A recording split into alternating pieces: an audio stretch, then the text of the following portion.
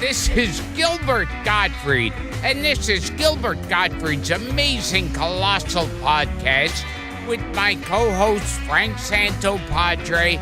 We're once again recording at Nutmeg with our engineer Frank Verderosa. Our guest this week is an Emmy-nominated television writer, comic book author, animation voice director, and comic book and show business historian. He's written live-action shows like Welcome Back, Kotter, The Love Boat, Superboy, and That's Incredible. Cult 70s variety shows such as The Bay City Rollers Show and Pink Lady, and dozens of animated series and specials including Scooby-Doo and Scrappy-Doo, Thundar the Barbarian, Mother Goose and Grimm, and of course Garfield and Friends, where he wrote for and directed dozens of our favorite performers, including Howard Morris, Jonathan Winters, Harvey Korman, June Foray, Don Knotts, and previous podcast guests Chuck McCann, Larry Storch, and John Biner. He is the writer of the popular comic books DN Agents and Gru the Wanderer, as well as the author of several books including Comic Books and Other Necessities of Life, Mad Art, a visual celebration of the art of Mad magazine, and Kirby, King of Comics, an Eisner Award-winning biography of his friend and former mentor, Jack King Kirby. His essential and popular blog, News From Me, is an invaluable archive of entertainment history, and we would say even more about him, except he turns out he's a fan of this podcast. Now we've lost all respect for him.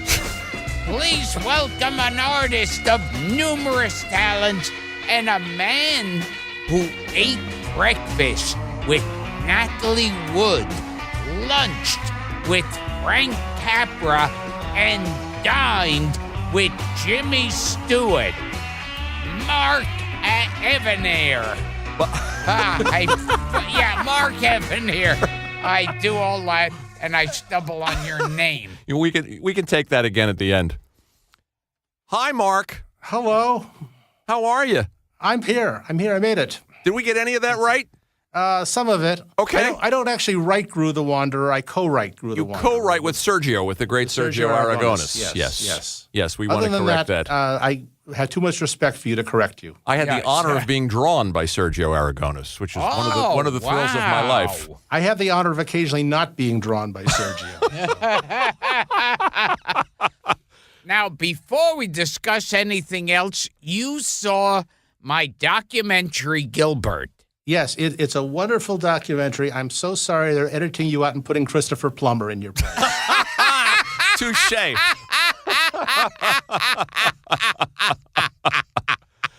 Wow. I love it. I was the person, I came up to you afterwards, Gilbert. You had introduced in the audience, you had two former podcast guests. Oh, yes. Bill Macy and Hank Garrett. Right. Yes. And I'm the only person there who put together that these two men had something in common. They each had one line in the original Producers. Oh, my God. Very good. Yeah. And this is one of the frustrating things listening to this show sometimes is I want to add additional information. I hear something and I wish I could jump in and tell you guys, by the way, wow. There are these little trivia points that that matter only to us. What if we gave you a hotline number and you could just call in? Fine, I'll be glad to. Okay, when we have a guest. You could phone a friend. Yeah, Fine. and add things. Yeah. And now, most important, and it's the only thing I want to discuss, and then I'm going home. You worked with Hervé Villachez. Hervé Villachez, yes. Please tell us in detail. Oh, I did a special for CBS. It was one of these primetime preview specials for Saturday morning. And I co-produced this with a fellow named Bob Bowker and with Cyndi Lauper, was Wow. one of our co-producers. Dara's favorite. And she had promised Hervé a role in the show. So we had Hervé in, and this was long after he got dumped from Fantasy Island. I don't know what he was doing for a living at that point other than that. But we had a problem with him that because of something relating to his physical condition, he couldn't grip anything, so he couldn't zip his fly. And he would come out, and we had several wardrobe changes for him in the show, and he would come out after the dressing room after each one with his zipper down and run around looking for a makeup lady to zip his fly. And none of them, they all came, the makeup women came to me and said, "We will not touch this man. You have to do this."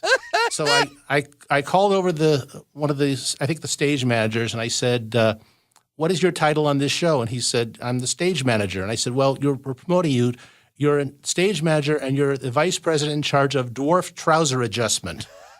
and he reluctantly did that job. And that was the biggest problem we had with Hervé was that nobody could understand a word he said, and his fly. So yeah. And you said whenever someone asks you what a producer did. Yeah, that's it. That's what it is. Yeah. Years ago, I did a show with Billy Barty. I did a lot of shows for Sid and Marty Krofft, and Billy Barty was on there. Yeah. Love him too. And one of the days, Billy was furious. He was walking around the set very angry. And I went over and asked him what was wrong, and he said there was a TV Guide cover story on Hervé at that point. It was the first TV Guide where the subject was actual size on the cover. Actual size. He says to me, "What's wrong?" And he said, "Well, we're trying to destigmatize the term dwarf because some people don't like it." Billy had a whole foundation that was trying to help people of his height, and he didn't like the fact that Hervé claimed to be a midget when Hervé was in fact a dwarf. And I said, "So you're upset because?" He said to me, "Yeah, Hervé is passing for a midget." He's passing. And because I was talking to Billy, I was squatting as I talked to him, and I fell over backwards laughing. That's just great. Give him a little Hervé, Gil. Give him a flashback. Hello, it's Evanier. That's him. And what was that song he used to sing? Oh my God, the one on the Dinah Shore show? Yeah. Oh, Like everybody love each other. I'm in the prime of my life, something like that. Oh, yes. Yeah, I have a clip. Yeah, And I have a video. I'll send you. You said that being at his angle there, he used to reach up and grab women inappropriately. I think anytime he touched them at all, it was inappropriate. But I did a show one time with Ricardo Montalban, who worked with Hervé. I love all these people you worked with. And I had to ask him about Hervé, and he just said, "Well, we got rid of him because we felt the role was holding him back."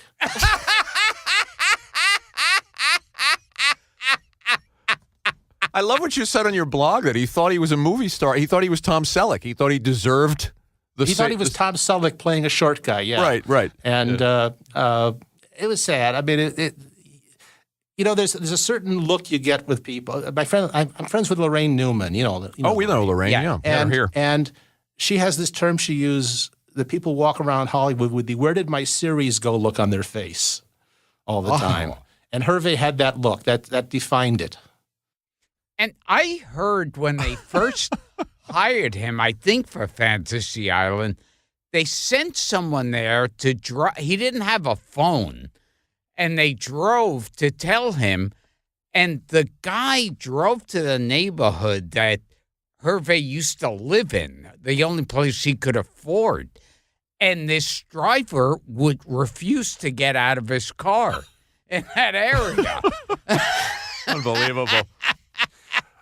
We did one kind of cruel thing to Hervé in the show we did. We had a couple places where in his scenes we're going to dub in the sound of an airplane, and he would suddenly stop, yell, the plane, and then go back to the dialogue. And in the post-production, we decided to leave out the sound of the airplane. So every so often, he would just start yelling the plane for no visible reason in the show. Love that, too.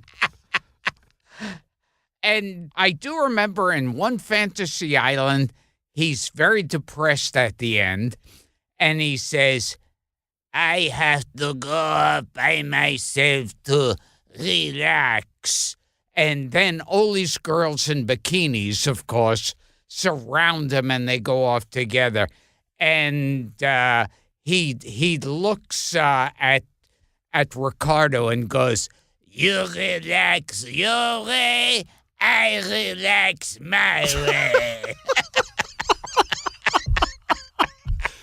We've done 185 of these. No one has known more about her review shows than Mark Evanier. And he comes up all the time.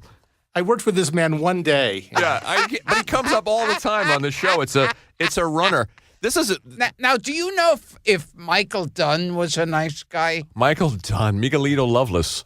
Oh, Yes. no, I don't know about him. Yeah. I don't know. Here's a good story. You're out of my area of dwarf expertise here. I'm afraid. Now, what about Peter Dinklage? Have you No, don't know. How about him. Mishu? I know Doc and Bashful were very Oh, okay. good off camera. Now, here's another connection. One of the things that influenced Mark and made him want to become a writer, like a lot of comedy writers, was the Dick Van Dyke Show. Oh. You just had dinner with Dick Van Dyke Yes. the other night Yeah. with your wife. I've had dinner with Dick Van Dyke. What a charming man. Isn't he? You realize, people make fun of his accent in Mary Poppins all the time. Oh, yeah. And he asked me one time why people were always doing that. And I said, it's because it's the only thing they've got on you. Oh, interesting. Oh, wow. Interesting. If you had to do a roast of Dick Van Dyke, what else would you talk about? Wow. He's not homely, he's not fat, he doesn't seem old. He's 92. We went to see him a couple of months ago. He did an evening at the upstairs at the Vitellos in the Robert Blake room. And he was performing and he was just hysterical. He sang old songs from his childhood for 90 minutes. Yeah, he's sharp. After dinner, when we were leaving the restaurant, he did a little dance step out in front of amazing. Yeah. Did you listen to the episode we did with him, Mark? No, I didn't. Yeah. If I did, Check I it don't out. remember it. Check it Yeah, out. I'll get to it. I think he's still a tad insecure. I won't say insecure, but the thing about the Cockney accent, I think, still bugs him a little bit. I think he doesn't understand why people make such a big deal on, because what happened was he kind of gets a bum rap on that. There was a character actor named J. Pat O'Malley. Yeah. and who did a couple of the voices of the cartoons in Mary Poppins, and who also played Dick Van Dyke's father on the Dick Van Dyke Show Right, very occasionally good, without his accent. And what Dick was doing was he was doing J. Pat O'Malley, who was Irish. So that was his coach. And he did a really good impression of J. Pat O'Malley. It just didn't seem to fit the character. Right. But you got to go to a taping when you were a kid. I got to go to a filming of the show. This was in 1965, so I was 13, and we ran into Maury Amsterdam in the airport. Love this. I love this. My aunt was going to Las Vegas, and Maury Amsterdam was flying to Vegas on short notice to fill in for Corbett Monica at some hotel. And the plane was running late, and Maury was like working the gate. This is back when you could go to the gate in an airport. And I went up to him and I said, the Dick Van Dyke Show is my favorite show. And he pulls out a business card, writes a number on it, and invites me to a filming. That's great. And he said, you come to the filming, I'll introduce you to Dick and Mary and Rose and everyone. So we went, waited a week, called up, went over to the studio. And of course, it was an episode that Maury wasn't in. Oh, great. Oh. But didn't they waive the age limit for you? They waived the age limit for me, and we went in, and Carl Reiner did the warm-up. Usually Rose and Maury did the warm-up. So Carl Reiner did the warm-up, and the show almost couldn't follow the warm-up. It was so good. Oh, God. And I got to sit. We're sitting in the front row, and the most memorable moment was I got to see Mary Tyler Moore, not only in person for the first time, but in color for the first time. Oh, yes, right. And she was breathtakingly beautiful, the most beautiful thing I had ever seen on this planet. And I just said to myself that night, I want to be part of this world. And it was one of those life-changing experiences. And years later, when I went to work on Welcome Back, Kotter, the first night we had a taping, which you want to talk about because that was the night Groucho came to the set. Oh, yeah, we wanted to ask you about that. But I suddenly realized I'm on the set. I'm in the role that Bill Persky or Sam Denoff were doing at the filming that night, and I kind of made it. I at least achieved that. Do you know Bill? Just casually. Yeah, he's a great fella. We've had him here a bunch of times. And how come Groucho didn't do? Well, what happened was the fastest way I can tell this story is Gabe Kaplan used to always imitate Groucho on the show. One day, Gabe got a call from Groucho saying, "Stop imitating me or I'll sue you." And Gabe said, "Okay, fine, sue me, but why don't you come and do a guest spot on the show?" So he happened to pick the day of my first taping to come, and we wrote a bit for him in the show, and then they called up later in the day and said, "Groucho doesn't feel up to talking. Can he do a silent walk-on?" And we went, okay, and we rewrote the bit for silent, and then when he got there, he was just too sick. He was just too out of it. And it was so they had vacated a dressing room right off the set for him. It was somebody else's dressing room when they moved them, so he could have the star dressing room with the shortest commute. And he came in, and we went in and met him, and he didn't know where he was. He didn't know who he was meeting. We walked him out to the set. The comedian doing the warm-up that night was a friend of mine, Mike Preminger, was doing the warm-up that night, and nobody had told him Groucho was coming. And they sent all the cast, since they hadn't been seen by the audience yet, snuck around the back to get to the set, and they had Groucho walk out in front of the audience. And Mike Preminger is standing there, and there's this old guy shuffling out wearing a beret, and nobody recognized him at first. Wow. And suddenly Mike realized who it was, and he says, "Ladies and gentlemen, this is Groucho Marx." And the audience just exploded, cheering him, and Groucho didn't even hear it. He just finally found his way through the curtain, went to the set. They took his picture with the cast, and afterwards, the photographer told me they were going to destroy the photos, but miraculously, they turned up on the internet recently. Yeah, you put one on your blog. Yeah. And if that photo had been slightly to the right, I would have been included in it. Oh, damn. Yeah. Well, this is very much toward the end, right, Marks? This is 76 or? This is 76. Yeah, it was 76. the second. I met Groucho before that when he was still Groucho. Yeah, tell us about that. Around 69 or so, my family was not wealthy, but we had a couple of rich friends, and one of them was two of them were a couple of the Zuckers, Betty and Ben Zucker. The Zuckers owned a chain of small department stores in Southern California, and now the house they live in was I think it's Jay Leno's. So they had a lot of money. Okay, and they gave me the tickets to see It's a Mad, Mad, Mad, Mad World for the first time. They sent me to my first great Broadway show I ever saw, which I'll tell you about later if you want. And they took us to Hillcrest Country Club one time.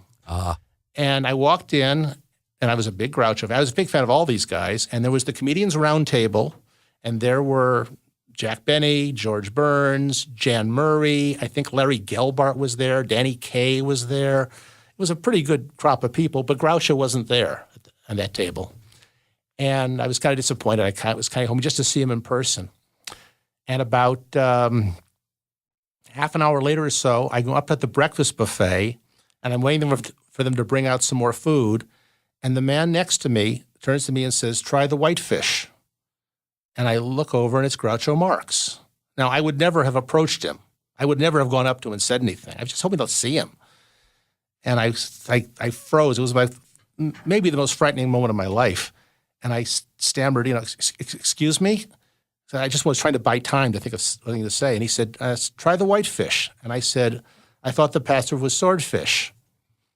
And he looked at me and he says, are you one of those kids who's seen every one of my movies 100 times? I said 1,000 times. And he said, what's your favorite? And I said, either Horse Feathers or Duck Soup, whichever one I've seen most recently. And he said, which one have you seen most recently? And I said, A Night in Casablanca. And he said, that was a piece of shit. He wasn't wrong. And I actually thought to myself, I just heard Groucho Marx say shit. Oh, that's great. That was unique in 1969. Now you hear anybody say shit. But in 69, it was amazing to hear that come out of him. And we stood there talking for 10 minutes. Wow. And at that moment I lost all fright of meeting celebrities. Because after Groucho, who are you going to be afraid to meet? And we talked for about 10 minutes. And I told him, at that point, a lot of theaters in Los Angeles were showing Marx Brothers movies in repertory because there was no home video and they didn't work on TV very well. And I was taking dates to them. And I told Groucho this, and he said, I took a date a couple of weeks ago to see Go West in the big store. And he said to me, did you get laid? And I hadn't, but I thought he would enjoy thinking that I did, so I told him I had. And he goes, that's great. Imagine kids getting laid because of my movies. I couldn't get laid because of them. And it was very pleasant, and I almost wish that had been my last encounter with him because on the set of Cotter, he wasn't Groucho. He was very sad. And then I went up to Groucho's house a little while later where I somehow passed Steve Stoliar in the halls and didn't meet him. Oh, that's funny.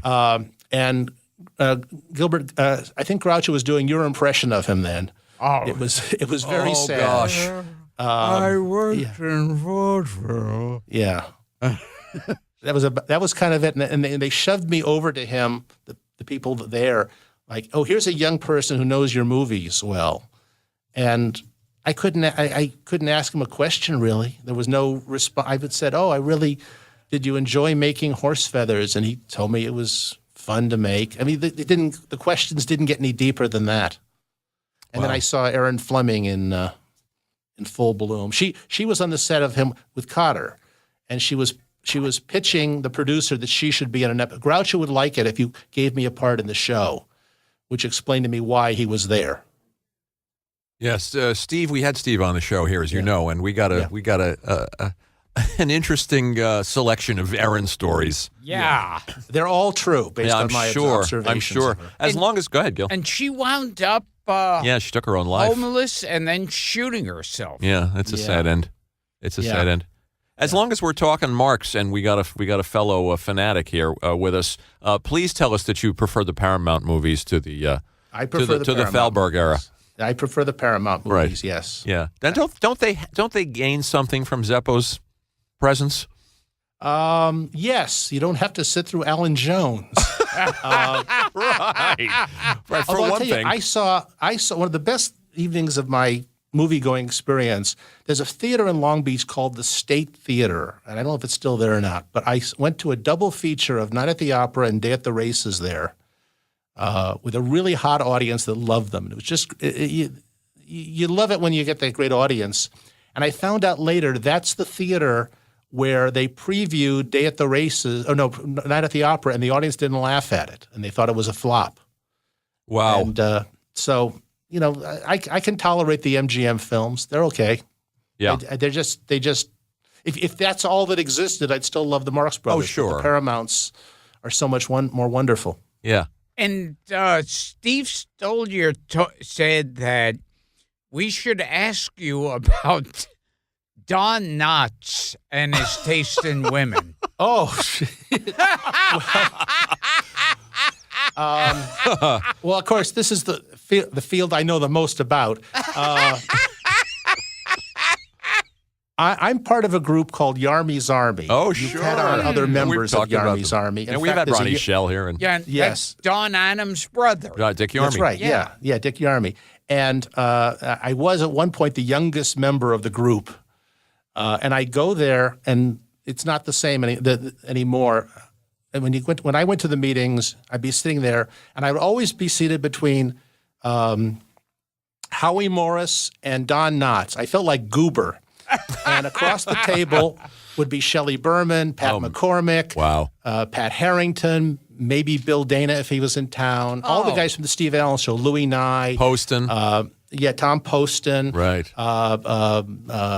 Ron Carey, sometimes Harvey Korman, sometimes Tim Conway, Howard Storm, Gary Owens, Chuck McCann. It was a wonderful crop of people. Sounds there. magic. Murderers Row. Yeah, and everybody would be yelling and talking over each other and interrupting, except for Don Knotts.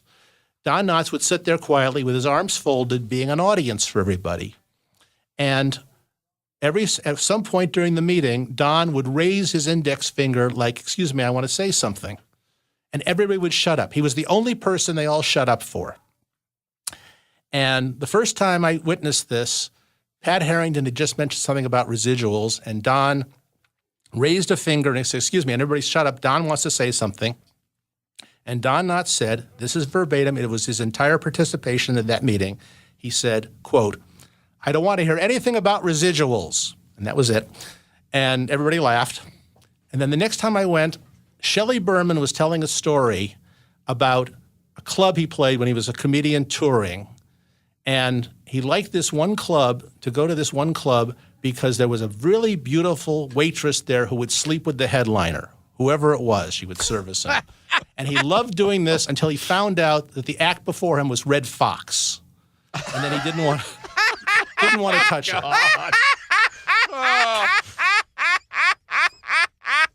And so suddenly Don raises a finger, everybody stops and shuts up, and Don Knotts says, and I quote, "I like a girl with a red bush." That was it. That was the...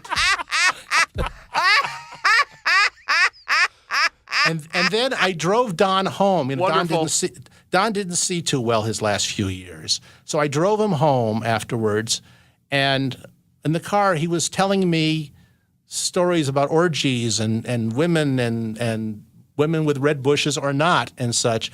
And I realized that, you know, people thought he was Barney Fife. He wasn't. He was Furley on the Three's Company show. That was the real Don Knotts. Wow. And he was hysterical. And so he went to orgies, Don? He was talking about group sex to me. My God. And you know. He kept one condom in his pocket, like the bullet. I kept imagining him standing at the orgy, and I can't do an impression of him, but he's saying, "There are 3 rules you must follow." Yeah, with the highway patrol music that you were always telling.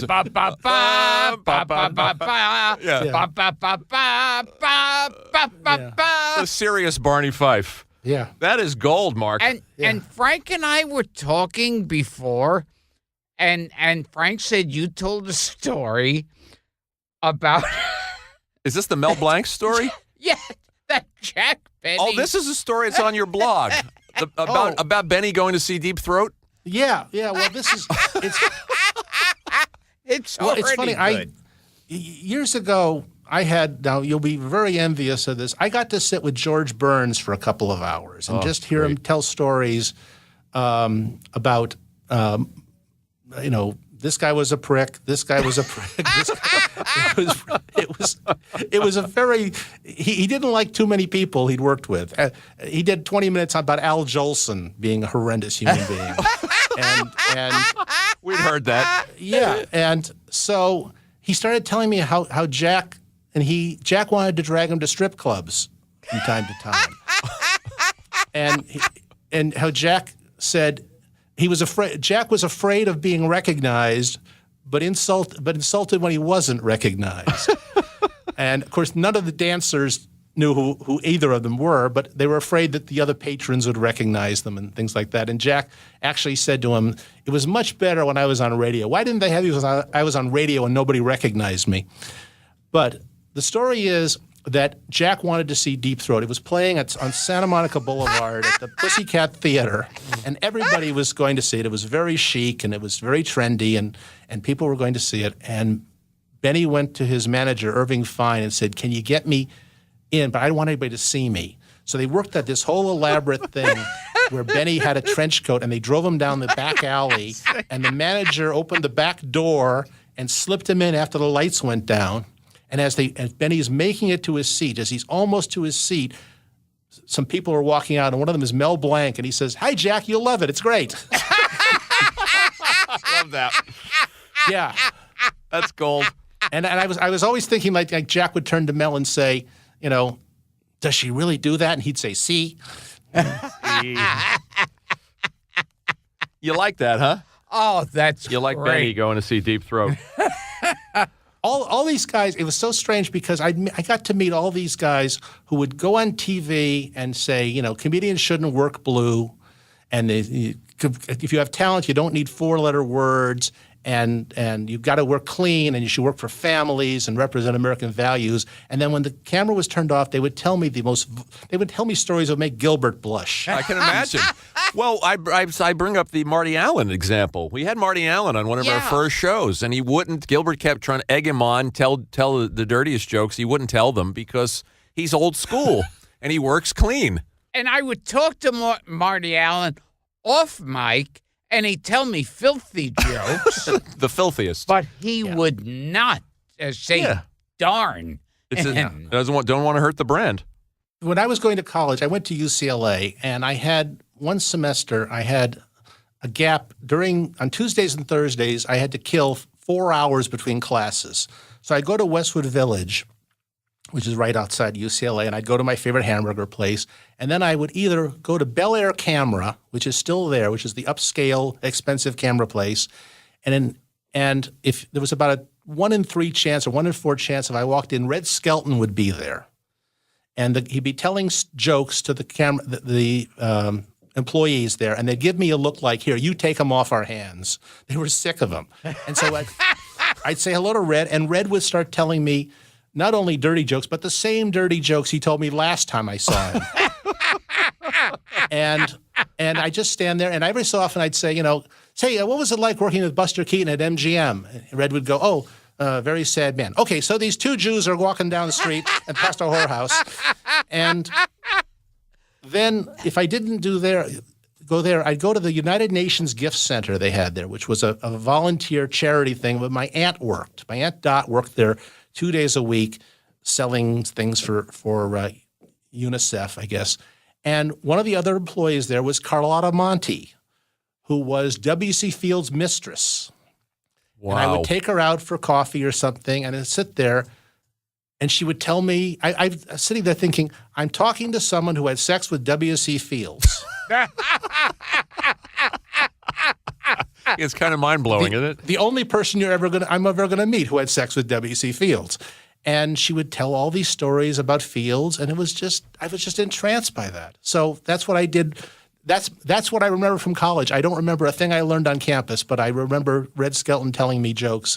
Well, that's the important stuff anyway, yes. Mark. Yeah, somebody told us Skelton, who was it? Jamie Farr we had here, and just told us that Skelton was just the dirtiest. He would do these rehearsals. Do you know about his the dirty hours? Heard. Yeah. I went to one of those. I got into one of those. He would just tell. It had nothing to do with the taping.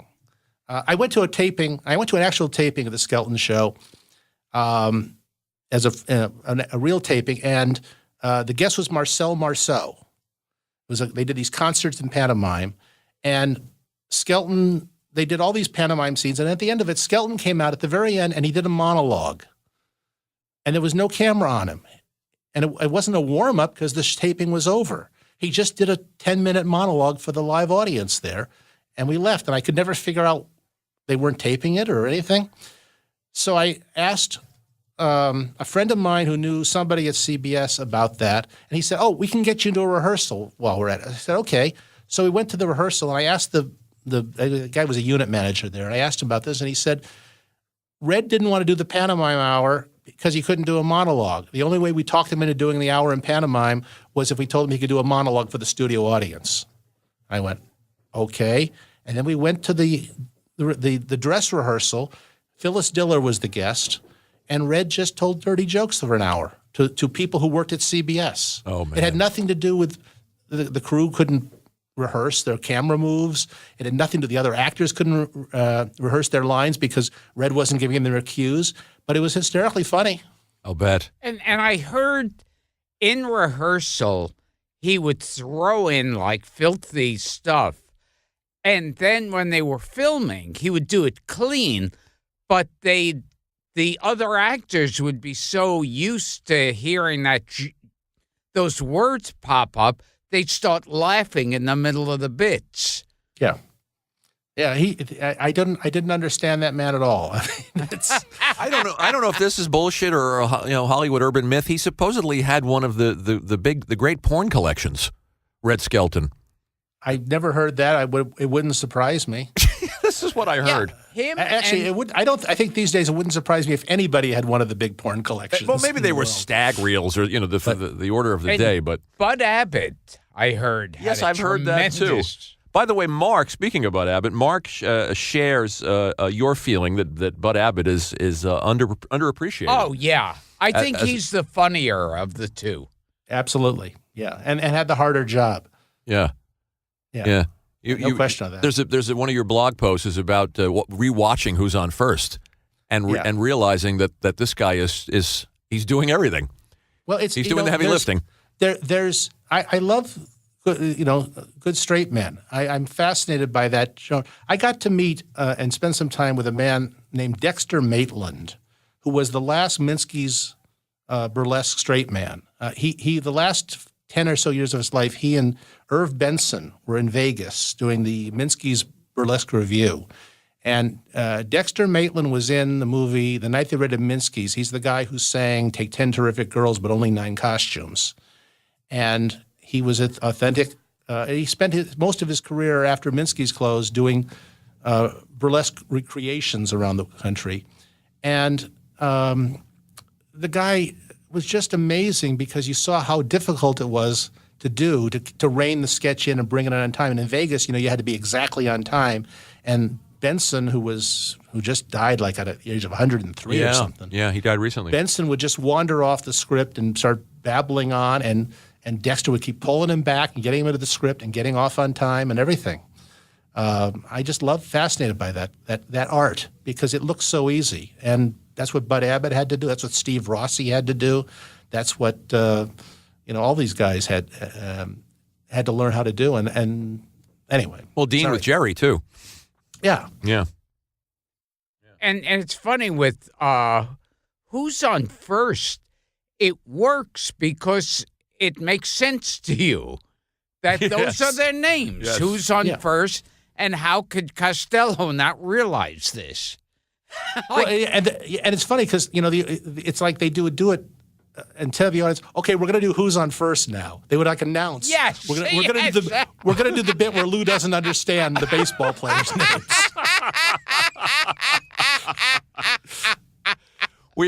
There's so many places we could go with these cards, Mark. This is, as I said to you online, a treasure trove. But Gil wants to ask about working for Sid and Marty Krofft. I did not work for Sid and Marty Krofft. I was adopted into the family. Okay. That's how it worked for them. You either worked for Sid and Marty Krofft once or forever. I got hired for the Bay City Rollers show. Right. And I did a bunch of shows for them over the years, mostly starring people who didn't speak English very well. We'll get to the next one. Yeah, but wasn't Billy Barty on the Bay City Rollers show? Billy Barty was on the Bay City Rollers show. And can you imagine that, Gilbert? Billy Barty and the Bay City Rollers. We had and Lenny Weinrib. Lenny Weinrib and Walker Edmiston, and we had Patty Maloney, who was the midget lady. She was actually a midget who was always paired with Billy Barty. Anytime Billy was in anything where he needed a date, it would be Patty Maloney. We all worked together. You remember her? And Sharon Baird, who was a former Mouseketeer, was in the show. And some of these people you didn't see because they were in these weird costumes. Uh-huh. But and we had Jay Robinson, who played Dr. Shrinker on an earlier Krofft show. We had him back. Now he's playing Dr. Deathray. Okay. And we did 13 episodes with the Bay City Rollers, and I never understood half what they said, but they were great guys. Yeah. Yeah. And then we did I did a Bobby Vinton special for them. Oh, that's the one. Is that the one where Gail Gordon showed up and told you all the Desi Arnaz stories? Yeah. Gail Gordon was on. We did a variety show.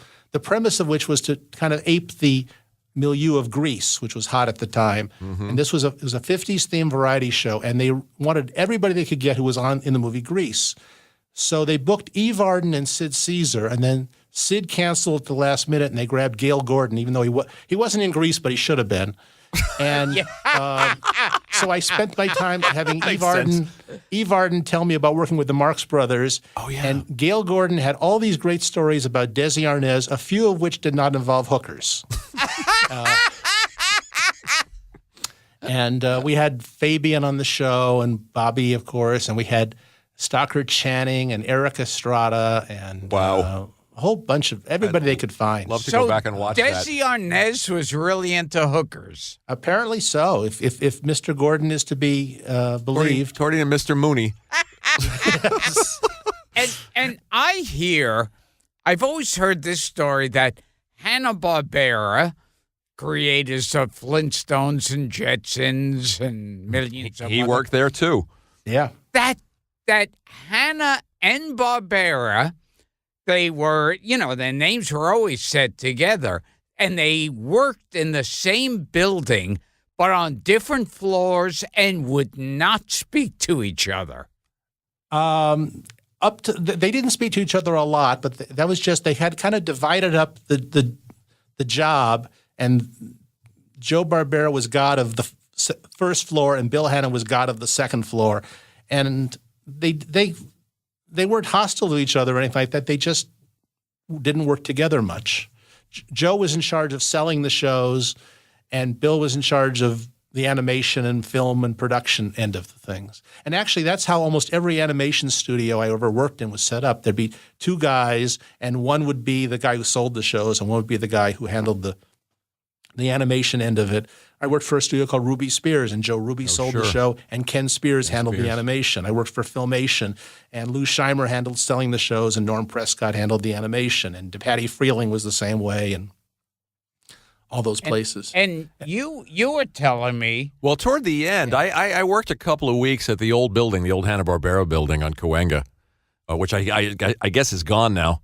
I think it's a gymnasium. Oh, that's depressing.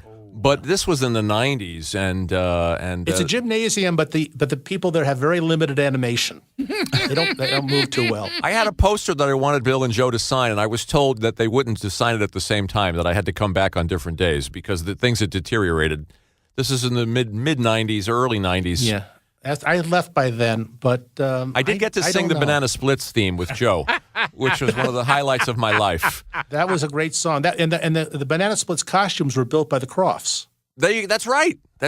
Another connection. And you were telling me a story about Joe Hanna. Oh, this story is on Mark's blog, which we'll plug again, The Essential News from Me.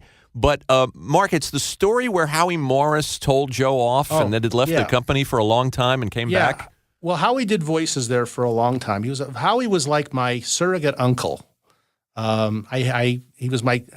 were very close, and I worked with him a lot, and I loved him. But he had a great temper. He would get very angry. The story is that he had done this primetime special called Alice in Wonderland, or What's a Nice Kid Like You Doing in a Place Like This, which was written by Bill Dana. Wow. And Jose Jimenez was one of the characters. Yes, I know that special. And Sammy Davis played the Cheshire Cat, and Howie was the voice of the White Rabbit. And Janet Waldo, a.k.a. Judy Jetson, was Alice. So they did this primetime special. It's a pretty good special, actually, one of the best things Hanna-Barbera ever did. And they needed to do they had a company called Hanna-Barbera Records at the time, and they wanted to put out a record, but they couldn't put Sammy on it because he was under contract to another company. So for some reason, they decided to re-record the entire show with a slightly different cast. But Scatman Crothers ended up playing Sammy's part. And Howie was going to play the White Rabbit again, but Howie was at the time directing Hogan's Heroes because he had turned director for the most part. And he couldn't, the week they were going to do it, he couldn't get away from Hogan's Heroes. So they told him they'd postpone it so he could be on the record. And he said, fine. And then for some reason, they changed their mind and they went ahead and recorded it and had Don Messick play the White Rabbit. So a week later, Howie was in recording something else for Hanna-Barbera, and he said to Joe Barbera, "When are you doing that record?" And he said, "Oh, we did it last week. We couldn't wait for you." And Howie lost his temper and told Joe Barbera to go fuck himself. And stormed out. And as Howie told me the story, it was like I got to the parking lot and I said, "Why did I do that?" And he didn't work for Hanna-Barbera again for 25 years, something like that. He went over, he was the voice of a lot of characters at Filmation shows. He was Jughead on the Archie shows. And one day, Hanna-Barbera booked him. He was very surprised, and he went in very cautious, afraid he was going to run into Joe. And he did the job without seeing Joe. And he started to sneak out of the building, hoping he wouldn't run into Joe. And suddenly, he sees Joe Barbera coming down the hallway, yelling, "Howie, Howie!" And Joe comes up to him and hugs him and says, "Howie, I missed you so much. We should have had you around here. It's been terrible without you." And Howie says, "Joe, aren't you going to throw me out of the building?" And Joe says, "Why would I throw you out of the building?" And Howie says, "Well, last time I was here, I told you to go fuck yourself." And Joe said, "I took your advice." I love that one. And did you ever now, meet Joe Barbera? while we're talking about Howie, Yeah, go ahead. the day or so ago, I listened to your Buck Henry podcast. Oh, yeah. Buck Henry, yes. which was Wasn't that fun? wonderful. We love Buck Henry. There's a treasure. And you were talking, and this is one of those moments when I wanted to punch in and interject something. You were talking about the Cone of Silence scene in the pilot of Get Smart, the famous scene which sold the show. You know, they did that scene as a standalone. It sold the show, and then they cast the rest of the show. Oh, I didn't know that. And did that, yeah. That's cool. And so the chief, Ed Platt, is sitting there, and he says, Maxwell Smart says, "We must have the Cone of Silence, Chief." And Ed Platt gets this pained look, and he pushes the button to the intercom, and he says, "Hodgkins, lower the Cone of Silence." And you hear the voice on the intercom say, "The Cone of Silence, Chief." That was Howie Morris on the intercom. No kidding. Because Howie directed that episode. He directed that scene. I didn't know that. And Howie had directed, was directing a lot of sitcoms at that point. And he had directed an episode of the Dick Van Dyke Show, which people may remember, where Dick was accidentally using marked cards in a friendly poker game. Do you remember that episode at all? Yes. And the guy, one of the other guys, was an assistant DA, and he got all pissed off at him, and that was Ed Platt. And that's how Ed Platt got cast for the chief. They needed someone to do the Cone of Silence scene as a standalone to try to sell the show. Wonderful. So Howie said, "Oh, I know this guy I worked with on the Van Dyke Show," and they brought Ed Platt in, and they did that scene, figuring if they sold the show, then they'd see about really casting the chief for real. He was a fill-in. Great And information. the network loved that scene enough to pick up the series based on it, and they said, "Oh, and keep that guy playing the chief. He's perfect." So that's how Ed Platt became the chief. That's good Wow. stuff. That's good trivia. And he was a great straight man, Ed Platt. Yeah. I didn't think of him. Yeah. You know, I think of Howie and those Hanna-Barbera voices and McGilla Gorilla and what was he, Mr. Peebles? He was Mr. Peebles for the first season, and then the second season it was Don Messick because Howie had told Joe Barbera to go fuck himself. the other Barbera story. Go ahead. It's the same way Adam Ant was Howie for the first season, and Don Messick for the second season. And I remember Howie being either Mush Mouse or Pumpkin Puss. I think he was Pumpkin Puss, I think. Or maybe Mush Mouse. I don't remember. Howie was teamed all the time with Alan Melvin. Oh, yeah. Because these guys came in pairs. Back then... You remember Alan Melvin, Gil? Barney Hefner on All in the Family. Oh, my God. It was Sam the Butcher on the Brady Bunch. Alan Melvin. He did everything. Alan Melvin was in maybe the 3 best sitcoms ever done. Bilko, The Dick Van Dyke Show, and All in the Family. Oh, look at that. Oh, wow. Great. And the Brady Bunch. Yes, he was Sam. Yeah. And he, back before 1968, if you did cartoon voices, you got paid by the session no matter how many different characters you played. And that's why most of the TV, at least the daytime cartoons, are 1 or 2 guys and nobody else. All the Adam Ant cartoons the first season were Alan Melvin, Howie Morris, and nobody else. All the Quick Draw McGraws were Dawes Butler, and then either Hal Smith, Doug Young, or Don Messick, and nobody else. Too. What about Ricochet Rabbit and Droop Along? Ricochet Rabbit was Messick, and I think Alan Melvin was Droop Along. It's good stuff. Ricochet Rabbit was Messick. And that's why they have very few female roles in those shows, because they didn't want to pay for a woman to come in for the recording session. And sometimes when they did have a woman's part, Howie would play it or Messick would play it. Wow. And you're a big fan of a movie that it's like I recommend people to see it, and I enjoy watching it, but it's a mess. And it's a mad Well, not only is he a fan, he's an expert. He's on the Blu-ray. Yes. Yes, I'm in the commentary track on the Criterion Blu-ray. Yeah. No, I saw that movie. I remember I mentioned earlier these folks, the Zuckers we had. I saw that movie on the day in between the time Lee Harvey Oswald shot John Kennedy and Jack Ruby shot Lee Harvey Oswald. It's a two-day window. Yeah. Kennedy was killed on Friday. Right. Ruby was killed on Sunday. I saw Mad World on that Saturday night in between. Wow. Because these friends of ours, these wealthy friends, the Zuckers, had tickets for a benefit where they were they sold out the house for, $25 above the usual ticket price, and with the balance going to charity. And they didn't feel like going out because they were so depressed about watching the Kennedy assassination coverage on TV, which was the reason my father wanted to get out of the house, so he took the tickets. And we went to see Mad World, and this was before Mad World was cut down. It was 20 minutes longer then or something like that. So I saw that film that night, and I was just entranced. All those wonderful character actors, people, you couldn't do that movie today. We don't have people like Phil Silvers and Jonathan Winters and Milton Berle. Well, you couldn't pay the salaries of stars of that stature today. Yes. Spencer Tracy was the biggest star in the movie probably in terms of who was in the whole film, and he got like $80,000 for doing the movie. Yeah. That's what you pay. That's what you pay an extra today. I always wondered with Mad World, was there like ghost directors working on it, or was it all? No, just Stanley Kramer. Yeah. Throughout the filming, Mickey Rooney kept complaining that they should get rid of Stanley Kramer because he didn't know how to direct comedy, and I've tried to work with everybody I could who was in that movie over the years. And Sid Caesar told me that every day of the set, Mickey would say, "This guy can't direct a movie. He doesn't know how to direct comedy. We got to get somebody else." And they'd say, No, he's the producer and the director, Mickey. You're not going to vote him out. It doesn't work like that. And Kramer did an amazing job with that film. It was technically one of the most difficult movies ever made. It has in it all these exteriors, and there's no dub sound. They didn't loop any scenes later.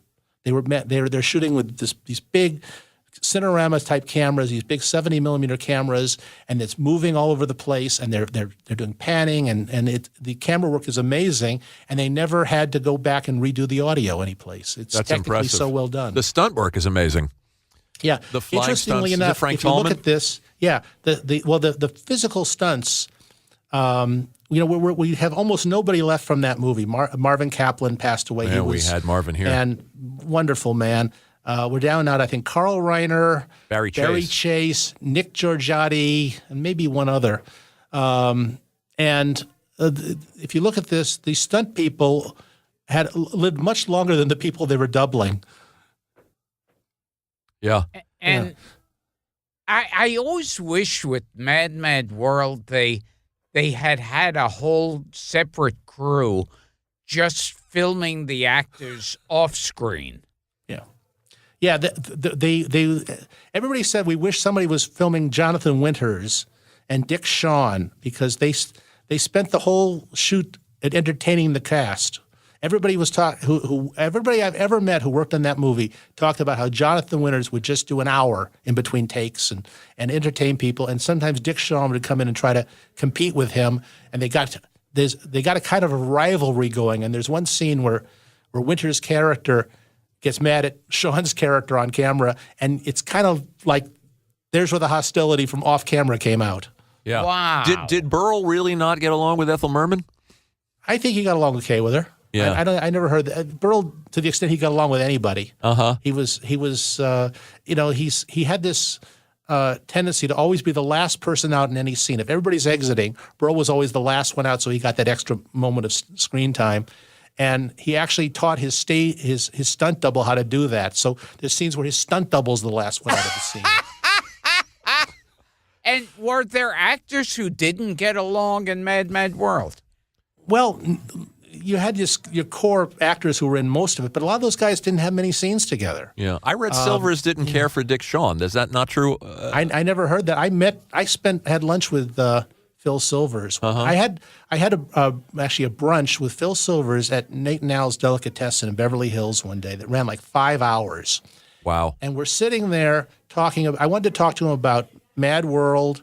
I wanted to talk to him about Bilko, of course, and about Funny Thing Happened with the Forum, which is my favorite musical. And I saw him do it, and another thing the Zuckers gave us tickets to. And he was talking about doing Forum, and he was the original person who was going to play it, and then he pulled out of it, and they got Milton Berle was going to do it on Broadway. He was going to be the star who opened it. And just as Silvers told me that, the door to Nate and Al's opens, and Milton Berle walks in. And he sees that Silvers is apparently giving an interview, and he runs over to join us to get into it. And I started hearing these two guys talking about wife's Burl pulled out a Forum, and then I segued the conversation over to Mad World, and they just kept talking about how much they loved doing it. They had a great time. It was one of the high points of their life. They were both just thrilled to be in a movie with Spencer Tracy. Yeah. You saw when you saw it originally, you saw the 197-minute version. Do I have that right? And then they kept cutting it. I've forgotten the numbers on it. I get confused. Yeah, they kept cutting it back, and there was a 192-minute version, and then one of the scenes they cut was a split-screen phone conversation between Spencer Tracy and Buster Keaton. Buster Keaton had a fairly decent part in the movie at that point, but he got cut down to basically one line and 30 seconds on the screen. Yeah, that can. So somebody actually threw away the only scene ever done of America's greatest dramatic actor and America's greatest comic actor together. Spencer Tracy and Buster Keaton. Doesn't get better than either of those guys. Wow. I wish you could find that scene. There's a restored version with some stills on the Blu-ray. Is that the case, Mark? Yeah, I'm narrating it on the Blu-ray. Yeah, the audio was found, but the scene, the video does not exist apparently. Or it does exist in such terrible quality that it was not restorable. And getting back to Groucho, did they ever ask him to be in Mad Mad World? Yeah, in fact, at one point, Groucho was going to have the last line of the movie. And if you remember, the movie ends, spoiler alert, with all the principals in the hospital, all the male principals, and Groucho was going to play the doctor in that scene. And apparently they decided, no, the last line should belong to Spencer Tracy or someone. We shouldn't bring a stranger in for the last joke. Yeah. So Groucho was not in it. In one of his letters, in the Groucho Letters book, he says that he was offered the Ethel Merman role in the film, and I think that was a joke. It became, I don't think that was, there's no evidence that actually happened. I'm trying to remember if Marvin told us this when he was here, but Marvin and Stang were not originally the gas station attendants. Is that accurate? Yeah, Jackie Mason and Joe Besser. Wow. Yeah. Wow. Can you imagine? Jackie Mason could not get out of his hotel in Vegas engagements, so he was not in the film. And Joe Besser was doing the Joey Bishop show at the time. Right. And Joey Bishop wouldn't let him out for a couple of days to do Mad World. And Mr. Besser was not happy about that. I can't. Of course, it's now a scene you can't imagine anybody else in. I can't picture Jonathan Winters beating the crap out of Jackie Mason. Yeah. Well, yeah, and it's a neat scene because the stuntmen are really good, and they actually had to pad Marvin to look more like his stuntman. They couldn't do it the other way around. And Stang was doing it with a broken arm, right? The broken arm. Yeah, he slipped on a pool next to a swimming pool, and he broke his arm. And the guy who was stunt doubling Arnold Stang in the scene is a man named Janos Prohaska. Oh, sure. Who did he was like half the monsters in the original Star Trek, and if he was the cookie-eating bear on the Andy Williams show. And then later in the movie, he stunt doubled Peter Falk, also. I think we talked about Prohaska with Bob Burns. He was one of those guys that would occasionally play a gorilla. Yeah. Yeah. Now, the name Joey Bishop came up. Yes, it has. But as it's come up several times. Now, what can you tell us about Joey Bishop off camera? I only met Joey Bishop once, and it was strange. There was a guy who was going around Hollywood for a while, going up to Jewish actors and trying to get them to autograph their real names and write Jew under them. He'd go up to someone. Was that Drew Friedman? I don't think it was Drew. No. This guy would go up to Jack Benny and say, "Would you sign Benjamin Kubelski Jew for me?" And so I just happened to be around. It's the only time I was ever in the same room with Joey Bishop when this guy got into a taping of Celebrity Sweepstakes, a game show that Bishop was on. I happened to be poaching on the set. And this guy comes up to Joey Bishop with a little autograph book, and he says, "Would you sign an autograph for me?" And Bishop says, "Certainly." And he says, "Would you write Joseph Gottlieb Jew?" And Bishop handled him with great deference and politeness and just, turned to a guard and said, "Would you show this man off the lot, please?" Wow. And no, my path did not cross Joey Bishop's, and I think, based on the stories I've heard, I'm a fortunate person for that. Well, as you would, in the Joey Bishop, there's an episode of the Dick Van Dyke Show where Rob and Sally and Buddy have to sneak into Alan Brady's office to try to reclaim a script that they've written, which is full of insults, saying, Alan Brady is a fat idiot and that was based on a true story of what happened to people on the Joey Bishop Show. The writers on the Joey Bishop Show accidentally did that. That's cool. And they did it after. The great story out of that was that they did an episode of the Bishop Show where Joey played a dual role. He played his cousin, I think, or something like that. And he called the writers together to complain that the cousin had all the good lines. Wow.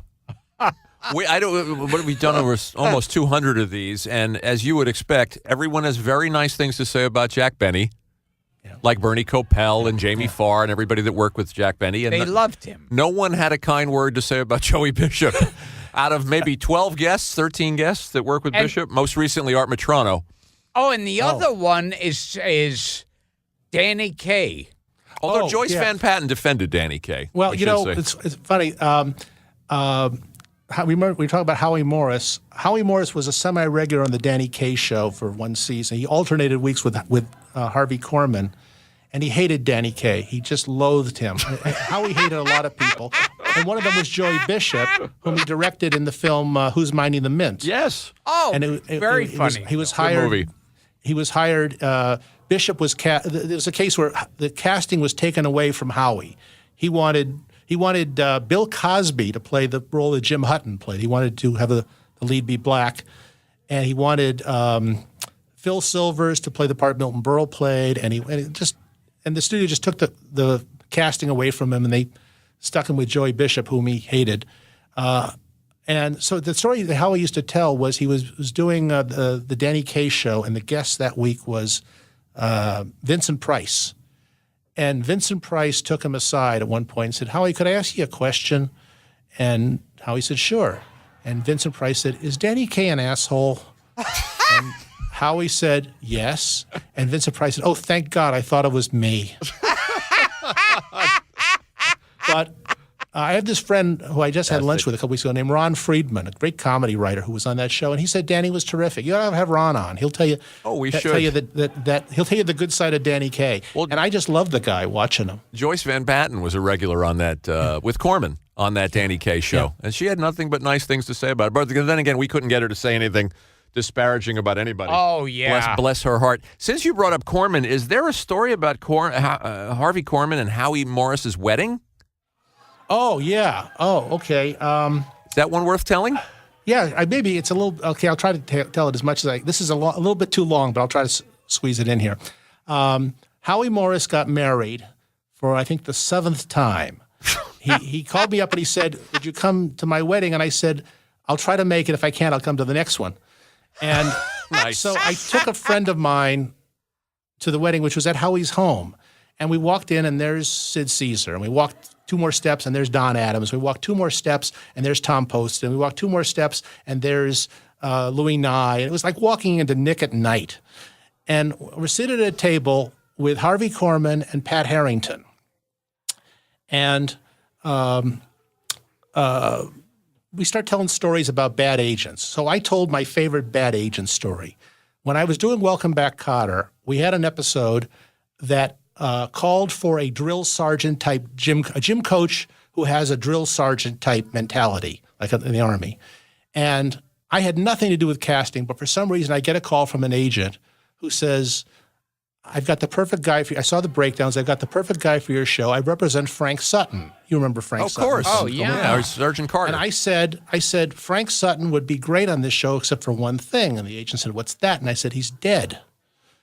He died a couple of years ago." And the agent gets mad at me. He says, "What do you mean my client's dead?" I said, "Yeah, your client died. Frank Sutton died a couple of years ago." And he starts arguing me. I said, "Cut him off." I said, "Look, it's very simple. You get him here. He's got the job." So about 5 minutes later, the guy calls me back and says, "Have you seen Simon Oakland lately?" So I tell this story, and everybody laughs. And Harvey Korman, I realized why Tim Conway kept making this man break up. It was such a joy to say something and have Harvey Korman laugh at it. 15 minutes later, Ronnie Shell's coming by working the party, another one of your guests. Yes, we love Ronnie. And Pat Harrington says, "Ronnie, this is Mark Evanier. He directs and produces the Garfield cartoon show, and he's got a great story you should hear." And I said, "Wait a minute, everybody's already heard that. No, please tell the story again." So I start telling the story, and I get to the point where the agent says, "I represent Frank Sutton."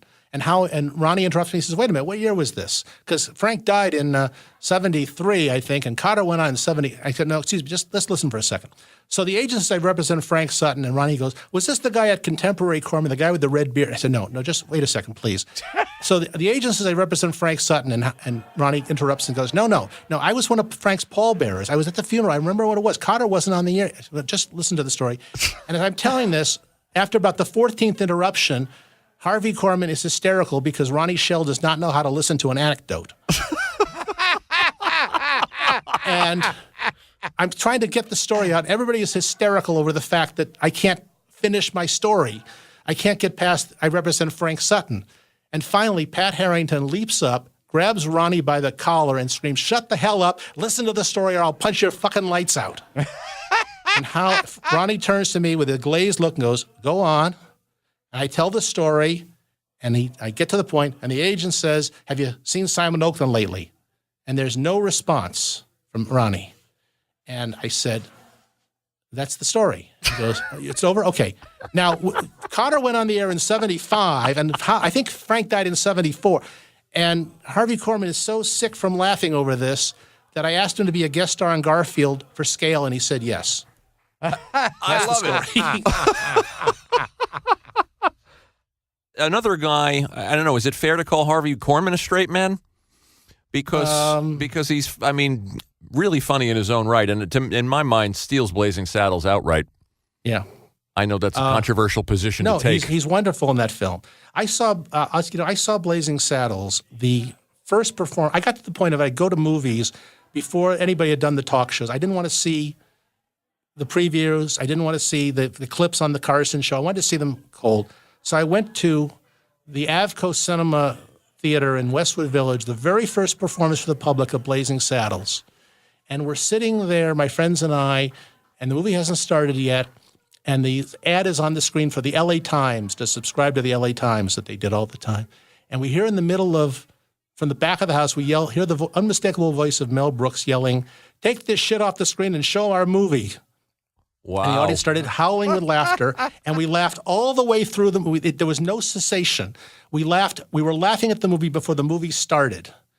And when at some point, Harvey Korman just started stealing the movie, and he was so wonderful. And as we were walking out of the theater. He was there, and everybody jumped him. I think he got actually afraid and started running out from us because everybody just wanted to hug him and tell him how great he was in that film. Yeah. Great. Yeah, You you watch the film and everybody's great in it, but he's almost on another level. Yeah. Yeah. Yeah, and they originally were going to stick Gene Wilder in that role. I know, that. and Gig Young in the other one. Yeah, that's Yeah. right. And before that, Dan Daly was the first. Oh, that's guy right. That's right. Yeah. And I see you have a sad Sid Caesar story. Oh, okay. Yes, I have a sad Sid Caesar story. I went to the funeral, memorial service for Larry Gelbart, and Sid was wheeled. First of all, I should tell you that one of the amazing things was how long Sid Caesar lasted. For a good 10, 15 years, I kept hearing Sid Caesar will die any day now. At Howie Morris's funeral, I was sitting with Andy Griffith was there, and Aaron Rubin, who produced Andy Griffith's show on Gomer Pyle, came over to Andy Griffith, and he said, we're going to be doing this for Sid any day now. He can't last another week. He's in terrible shape. And Sid outlived both Aaron Rubin and Andy Griffith. Wow. Yeah.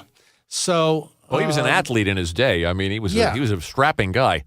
Yeah, he's a very strong man. So now this is now like 10 years later, and Sid is still around, and they wheeled him in to Larry Gelbart's memorial service, and they put him in the front row, and Mel spoke, and Richard Kind spoke, and Kirk Douglas got up and spoke, but Sid couldn't get up the stairs, so his caregiver, he stood up from the wheelchair, and his caregiver was standing behind him, holding him up physically.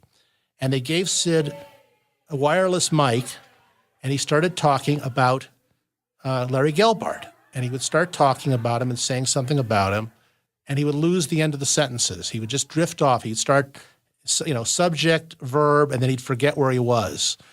And it was very sad. And everybody's heart is breaking because Sid Caesar is embarrassing himself. He's so sad. And after about 5 or 6 attempts to finish a sentence, someone in the audience yells out, "Sid, try it in Italian." And he goes immediately into the Italian double talk, and it's perfect. Oh, that's great. And then he did it in French, and then he did it in German. And we are all like sitting there like looking like the Springtime for Hitler audience, I think, amazed that Sid Caesar still has that. He can't talk in English in complete sentences, but he can talk in double talk German. That's great. And he made the most eloquent speech about Larry Gelbart that you never understood, but it was still loving and wonderful, and you got the gist of what he was saying. He had that to the end. Wow. I want to plug your wonderful blog again, Mark, and I know our listeners are going to have a great time going there. And one of the things I learned, it's not only is it wonderfully entertaining, but it's educational. And I learned that Fake Shemp was in the Odd Couple movie. Yeah. Did you know this? No. Did you know there was a Fake Shemp? Was it Joe Palma? Joe Palma. Yep. Joe Palma, the last 15 years of his life was Jack Lemmon's personal assistant. There you He's go. in every Jack Lemmon movie. In fact, in Good Neighbor Sam, he plays a character named Mr. Palma. He's in there too. Wow. But in The Odd Couple, he's the butcher. When Felix goes to buy the ground meat to make his meatloaf at the in the Bohax Market, that's Joe Palma.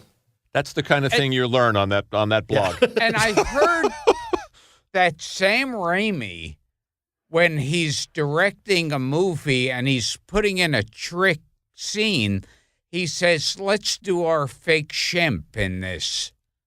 Really? Okay. Wow, that's cool. Where'd you hear that? Yeah, That's great. I had heard that. He just uses that. With they'll go, "Okay, we're going to have to do a Fake Shemp on this." It's so funny because the only way to describe it is it's like when they used to have like George Steinbrenner pop up like Larry David playing George Steinbrenner in Seinfeld, and he'd be jumping from side to side. You'd never turn because you didn't want to see it wasn't George Steinbrenner. And in the Stooges movies, they'll have Shemp, the fake Shemp, with his back to the camera, running sideways. He could have said, "Do a fake Lugosi from Plan 9." Oh my God! Was yes, it Dr. Mason, the chiropractor? Yeah, that's good. That's good. I mean, your blog is not only filled with great trivia for people like us, but there's artifacts on there. I mean, you publish tickets from tapings from long lost shows and programs and things like that, and it's a warehouse of information and goodies. I'm really good at stuff that doesn't pay any money. And there are obituaries on your blog for people that aren't going to get them anywhere else. I mean, animators, old comic book, forgotten comic book artists, and illustrators, and people like that. I mean, it's sweet. I'm fast becoming the Georgie Jessel of the comic book business. It's rough. I got one question from one of our listeners for you, Mark. This is Grill the Guest, and it's from Mitch Miller. Oh, okay. The next one will be from Skitch Henderson. Do you have a favorite episode of Garfield and Friends, and why? I don't know. Well, my favorite was we did a musical called The Man Who Hated Cats because George Hearn was available. George Hearn. Wow. Yeah, the guy who played Sweeney Todd and all these great I saw him on roles. Broadway. His agent calls me up one time and says, George is doing Sunset Boulevard at the Schubert, and he would he's available for a cartoon, and if you want him. I said, I got to. So I wrote the musical director, Ed Bogus, and I wrote a musical together for George Hearn. That's probably my. And then after the recording session, George invited me to go see Sunset Boulevard as his guest, and I'd been up all night, so I kept falling asleep during the. We were in the second row, so he could see me from the stage. Wow! I'm nodding off. Great stage actor. Yeah, legendary actor. Mark, and this is Christmas time, so Mark, I thought that we would wrap up with the wonderful Mel Torme story. Oh, okay. This took place about 20 years ago, I'm guessing. I don't know. Mel Torme was my favorite singer, and I loved him, his singing tremendously. I never met him. And this Velvet Fog. This is partly the story of how I didn't meet him. You've been probably to Farmers Market in Los Angeles. Everybody's been to Farmers Market many in times. Los Angeles. And it's a wonderful little place where there's tables, and you can sit around all day and drink coffee, or you can go get a Danish or whatever it is. And I'm over there about 3 o'clock in the afternoon when most of the people sitting there are of an average age of deceased. It's a very old crowd. And Mel Torme is sitting there reading a newspaper. And I see him sitting there, I recognize him, and I can't think of a clever way to approach him. But he doesn't look like he's going anywhere, so I go get some lunch. And this is a week before Christmas, a couple days before Christmas, and of course it's 80 degrees in Los Angeles. Of course. So I'm sitting there eating, trying to think of a way to approach Mel Torme, and they have 4 young people, early 20s, in Victorian garb who are walking around singing a cappella Christmas carols. And they finish singing "Let It Snow, Let It Snow, Let It Snow" in the 80-degree weather right near me. And I got an idea, so I signaled them to come over to me. The leader comes over. And I said, "See that man down there? That's Mel Torme. Do you know who that is?" And the guy said, "No." And I said, "He wrote the Christmas song. Do you know what that is?" And he says, "No." And I said, "That's the one that starts chestnuts roasting on an open fire." And they go, "Oh, that one? Is that called the Christmas song?" I said, "Yes, he wrote it. Why don't you go sing it to him?" So the 4 young people walk down to Mel Torme, stand next to him, and start singing chestnuts roasting on an open fire. And Mr. Torme could not have been happier. He had this huge grin that he was being recognized for this song that he co-wrote. And all over the patio where all these older people are sitting, I hear people saying, "That's Mel Torme, he wrote that. That's Mel Torme, he wrote that." And I'm sneaking up because I figure, somehow I'm going to get to meet Mel Torme for having engineered this. And about halfway through the song, he stands up and he signals to the choir, "Let me take a verse." Oh, great. And you can see the look on the face of these younger people. They were, in their early 20s, thinking, the little fat guy's going to sing. Oh, this is going to ruin everything. And he starts singing, and out of his mouth comes the most perfect male singing voice of our generation. He was absolutely perfect on pitch. It was the greatest performance Mel Torme ever gave for, 30 seconds, whatever. And everybody is just oohing and ahhing, and he signals for the four people to join in, and they finish the end of the song together. And the people, this is the most popular thing I ever wrote. Everybody just bursts into applause and cheering, and people are standing cheering this moment that happens spontaneously there. And I sneak up on the post-performance conversation, and I hear the leader of the choir say to Mel Torme, "Hey, you sing pretty good. Did you ever thought of recording?" And Mel says, "Well, I've made a few records." And one of the girls says, "Oh, really? How many?" And he said, 90. And then he turned and walked away, and I didn't get to meet him. Oh. But you did. It was my favorite Christmassy moment. Wow. It's a great story. And it's the most linked story on my blog. Yes, other people have told that story at the holidays, but I thought we should go to the source. Wow. It has now become somebody else's experience. Yeah, you did a mitzvah, Mark, for a hero. Right. Wow. That's a great story. There are cards here, man. I mean, we're gonna have to have you back at some point. You're one of those guys we'll just have to have sitting in the room with us when we're interviewing other Kiss, so you could throw stuff in. Well, I told you we're going to give him a hotline, and we're going to patch him in. I mean, there's Paul Winchell stuff. We didn't get to Jonathan Winters. We didn't get to Stan Freberg. So Rod Hull and his emu. Now, Paul Winchell, can you give us a Paul Winchell story? Well, Paul Winchell was available for. I grew up on Paul Winchell. I loved him. I have in my living room. I have exact replicas of Jerry Mahoney and Knucklehead Smith. I wanted to be Paul Winchell at some point, maybe when I was 4 or so, and I got to be a friend of his, which meant I got to go over to his house when he was, a few years before he left us, and he would pick up. He'd get a bunch of guys together, and he would pick up Jerry Mahoney and do an act that would make Red Skelton blush. Fantastic. It was the filthiest act. It was Knucklehead telling about his gay experiences and coming out of the closet. He hadn't come out of the. He said I didn't come out of the closet. I came out of the suitcase, and it was about the problems he had with going down on Effie Clinker. And I thought nobody should grow up this fast. So I had Paul in to do Garfield voices a few times. And at one point, we had a scene where he was playing 2 characters in the episode, and the 2 characters had a page of dialogue together, interacting back and forth. And this is maybe one of the 5 stupidest things I've ever said in my life. And there's a lot of competition for that title. I said to him, "I'm sorry, Paul, I've got you speaking to yourself here for a couple lines here. You think you can handle it?" And I suddenly realized, look who I'm talking to. This is a man who spent his career talking to himself. But he was just a strange man.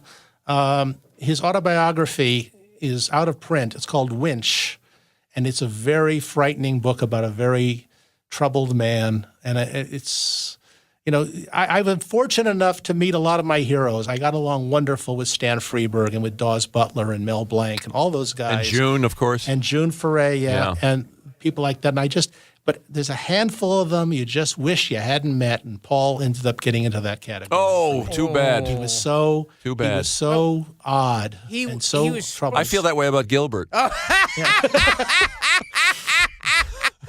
I heard he was like he was a brilliant man because he invented an artificial heart. And a great voice actor. He also had patents on disposable razors before anybody else did.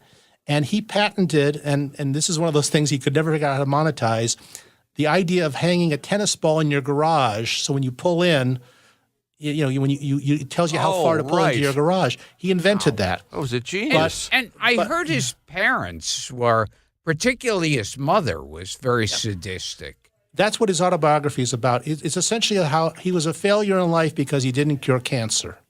Wow. He was one of the -- television show stars in the world. He got an honorary doctor's degree for his artificial heart. He entertained millions of children. He inspired people in their careers. He was the best ventriloquist I think who ever lived. At one point, I got to go to Senior Wentz's 100th birthday party. I was there. The improv. That's right, with John Yes. Biner. And, Yeah. and Paul, Yes, that Paul was a night. introduced me. He introduced me to Senior Wentz's, saying, "Mark, I'd like you to meet a ventriloquist older than me." And I stood there as Paul started discussing how he had aged Jerry and Knucklehead because it looked silly for them to be the same age when he was that old. And Senior Wences explained his character, Johnny, the little thing he did with his hand, had gotten older because his hand had gotten wrinkled.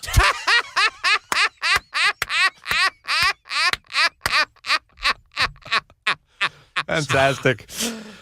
Yeah. We have to have this man back. Oh, absolutely. I'm gonna say my cliche, my standard cliche. We haven't scratched the surface. I've got like 10 cards here of stories. There's some kind of Howie Morris, Kim Novak thing that I'm gonna get to the bottom of. There's all kind. There's you almost meeting Stan Laurel. There's Larry Fine. It's just a treasure trove, Mark, and we're thrilled to talk to you and get these stories. Okay. I just want to be on one more time than Stolier. Well, Stolier's been on twice, so I think that's not going to be difficult to top. So, this has been Gilbert Gottfried's amazing Colossal podcast with my co-host Frank Santopadre. And let's see if I can say the guest name now without fucking it up. Mark Evanier. Hey! That's right. Good. Mark, any plugs? We plugged the blog, which, again, I'm going to tell our listeners, news from me. You will lose days there. Oh, yeah, I'll tell you the thing I would love people to buy, and I don't make a nickel off it. I have become the editor of the series of books that reprint the Pogo newspaper strip. Oh, the great Walt Kelly. We were printing by the greatest cartoonist, I think, who ever lived, Walt Kelly. We have Volume 4 coming out for Christmas from Fantagraphics Books, and Volume 5 following by Comic-Con next year. And I am so proud to be part of this book, and I have zero credit for why they're wonderful. Well, that's very modest. I'm going to tell people to also buy your Jack Kirby book. Okay, that's King fine. I get money. Kirby. I make money off that. That's It's good. fantastic. And next time we'll get to Freeberg and Jack Kirby and Sergio and Pink Lady and Jeff we didn't even get to, and everything else. We'll just have to come with a list of every name in show business and spit it out. We'll just come to your house. Okay, sure. I'll order in pizza. It's fine. Mark Evanier. Thank you, Thank you, Mark. Josh. This was a Thanks. thrill. Thank you.